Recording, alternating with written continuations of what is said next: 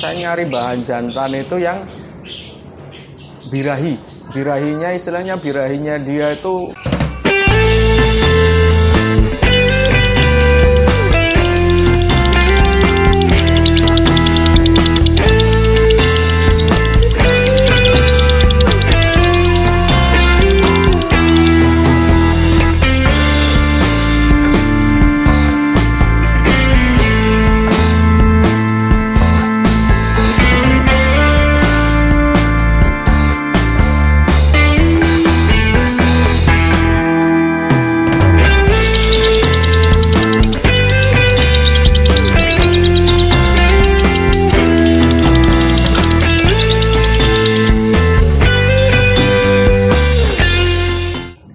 Oke, kembali lagi sekarang di channel Lensa Kicau.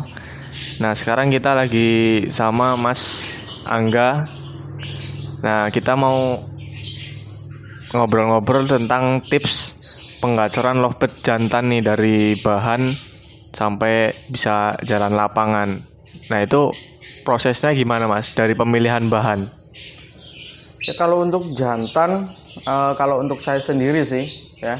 Kalau jantan, kalau saya sendiri, karena dulu saya pernah megang jantan, jadi saya terapin sekarang. Kalau nyari bahan lovebird jantan itu seperti apa kan, gitu. Kalau saya awalnya memang patokannya lovebird yang pernah saya itu sujud, saya nyari bahan jantan itu yang birahi. Birahinya istilahnya birahinya dia itu bisa stabil, kalau di atas dia di atas terus birahi, terus mau dia di koloni mau dipasangin dia masih bisa birahi. Yang namanya lovebird birahi kan memang dia nggak bunyi nih, karena jantan kan dia mau ketek-ketek, biasanya jalan tek-tek-tek itu bunyi birahi, garuk-garuk. Nah, dari situ modal utama saya yaitu tentang birahi kan, yang pertama. Nah, kalau kita sudah dapat bahan yang seperti itu, tinggal kita molesnya itu di penggacoran.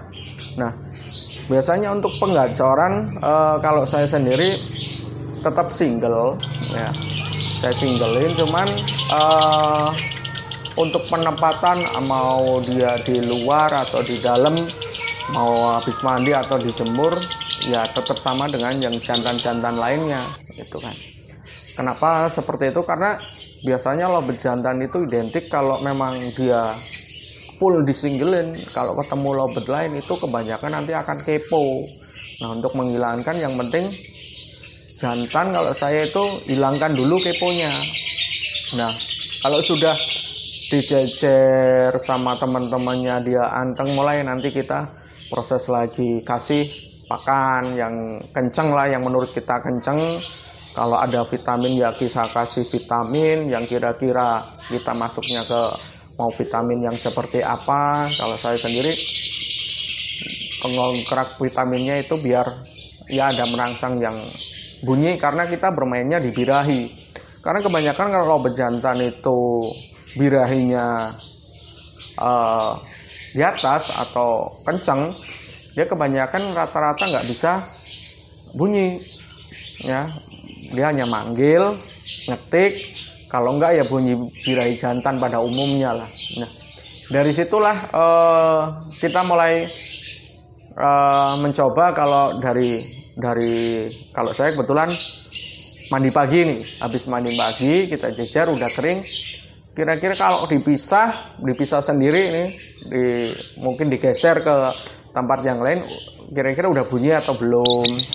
Nah, kalau udah bunyi, ya tiap hari dilakuin seperti itu ya, sampai dia mungkin dijejer mau bunyi. Nah, kalau udah dijejer mau bunyi, dari situ mulai saya carikan pasangan ya. Pasangan, istilahnya pasangan yang, kalau saya kriteria pasangan itu betina nyari yang tidak mudah ngawin, istilahnya dipasangin nggak langsung ngawin. Jadi mau itu lepas baby ya, mungkin banyaklah di video-video yang udah tayang di media, itu media untuk si jantan ini yang penting betinanya itu kalau kita masangin itu nggak langsung ngawin. Kalau ada yang pakai jantan dengan jantan ya ada. Kalau saya yang pakai baby juga saya ada. Yang penting betinanya itu nggak kita jodohin berapa hari ngawin, enggak.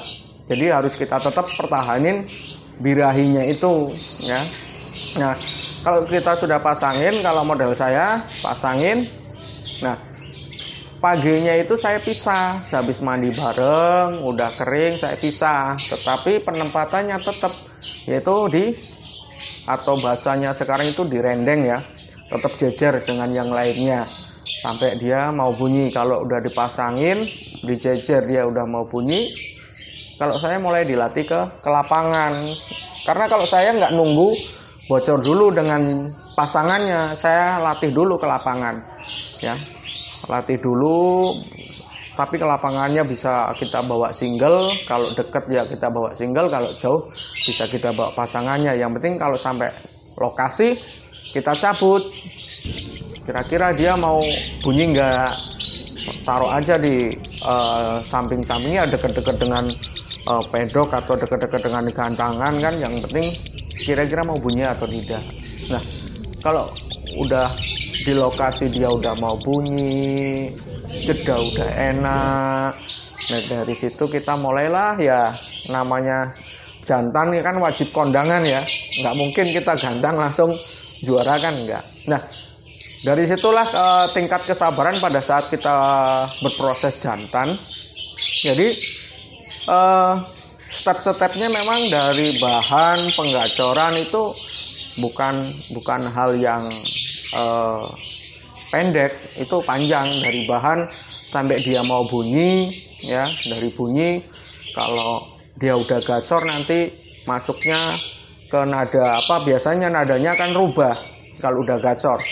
Dia mulai slow, kalau bahasa-bahasa sekarang sih kalau saya kurang tahu sih up dobelan atau apa. Kalau saya hanya oh ya nadanya udah enak, udah slow, itu baru kita mulai yang seperti saya tadi gantang. Kalau seperti itu biasanya jantan itu ada yang cepet, ada yang lama. Memang saya sendiri ada proses yang barengan-barengan, ada yang tahunan saya geletakin, ada yang baru sebulan, ada yang 2 bulan udah enak nadanya. Beda-beda tiap burung, makanya nggak bisa kita samain harus berapa bulannya kan, namanya jantan. Yang penting kalau saya jantan itu bagaimana caranya dulu dibuat gacor ya. Kalau anggapan saya, kalau jantan udah gacor ya insya Allah nanti kedepannya udah mulai enak sih. Jadi untuk proses jantan seperti itu, dari bahan, terus kita udah milih bahan, dari bahan kita lanjut ke proses penggacoran. Nah biasanya